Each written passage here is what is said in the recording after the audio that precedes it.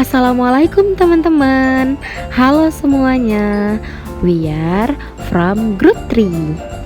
Hari ini kita akan belajar mengenai pengecilan ukuran pada buah-buahan. Sebelum itu kita harus tahu dulu apa sih itu pengecilan ukuran. Ada yang udah tahu belum? Kalau belum tahu kita sama-sama belajar ya. Aku kasih tahu. Pengecilan ukuran adalah unit operasi yang diterapkan pada benda padat untuk mengurangi ukurannya dengan menerapkan penggilingan, penekanan, atau pemukulan. Nah, kira-kira tujuan dari pengukuran itu apa ya? Ada yang tahu nggak? Tujuan dari pengecilan ukuran yang pertama, memperbesar luas permukaan bahan. Yang kedua, meningkatkan efisiensi proses pengadukan.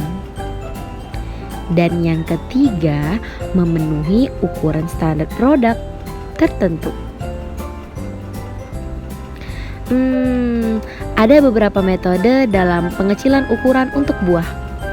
Yang pertama, besar sampai sedang. Itu contohnya buah kalengan. Itu gambarnya. Yang kedua, sedang sampai kecil. Contohnya itu buah yang biasa kita makan, selalu kita iris sebelum dimakan. Dan yang ketiga, kecil sampai granula. Itu contohnya parutan kelapa. Kira-kira apa aja ya alat yang digunakan untuk pengecilan ukuran buah-buahan yang berserat tinggi? Yang pertama ada cutter. Cutter adalah pengupas kulit buah.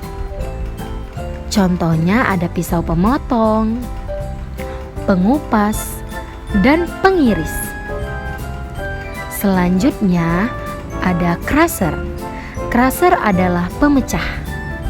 Contohnya itu blender yang biasa kita gunakan untuk membuat minuman sari buah atau jus buah. Yang ketiga ada grater atau pemarut. Pemarut dibagi antara dua ya, ada pemarut modern dan pemarut tradisional. Biasanya digunakan untuk memarut kelapa. Kira-kira bagaimana ya pengaruh dari pengecilan ukuran terhadap bahan pangan? Pengaruh pengecilan ukuran terhadap bahan pangan. Yang pertama, memiliki pengaruh tidak langsung pada aroma dan rasa makanan. Yang kedua, dapat memicu kerusakan oksidatif. Dan yang ketiga, dapat menyebabkan kerusakan pada makanan yang memiliki kadar air tinggi.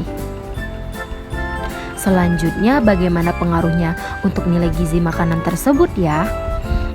Untuk nilai gizi, pengecilan ukuran terhadap bahan pangan tidak mengurangi atau menambahkan nilai gizi, tergantung dengan formula yang ditambahkan pada saat homogenisasi. Sekian penjelasan mengenai materi pengecilan ukuran pada buah dari kelompok 3. Semoga dapat bermanfaat ya.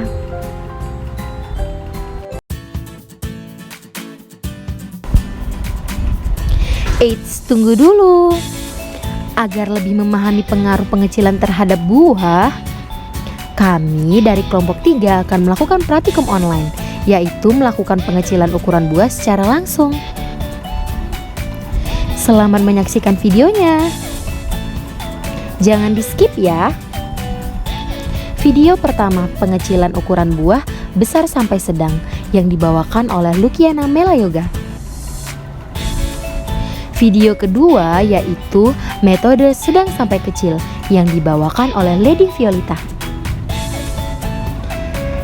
Dan video ketiga, metode kecil sampai granula, yang dibawakan oleh Pasulina Sitorus. Check it out! Nama saya Lukiana Melayoga, saya dari kelompok 3. Di sini saya akan mempraktikkan metode pengecilan ukuran buah dengan menggunakan metode besar sampai sedang. Di sini kami menggunakan buah apel. Adapun alat yang digunakan yaitu yang pertama pisau, botol, piring, dan telenan.